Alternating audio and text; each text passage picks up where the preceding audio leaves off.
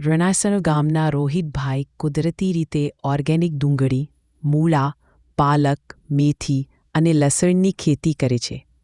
રાસાયણિક દવાઓ વગરની શુદ્ધ અને તાજી શાકભાજી, સ્વસ્થ જીવન માટે રોહિતભાઈનું પ્રયત્ન ખરેખર પ્રશંસનીય છે.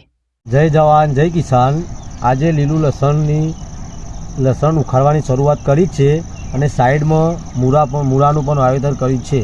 તે જે કોઈને જોઈતું હોય કે આનો મતલબ સ્ક્રીન ઉપર કોન્ટેક નંબર આવેલો છે તે ઓર્ડર કરવો. સાઈડમાં મેથી, પાલક, લીલી ડુંગળી અને દોણાનું પણ વાવેતર છે. જે કોઈને જોઈતું હોય તે ઓર્ડર કરવો. જય જવાન જય કિસાન.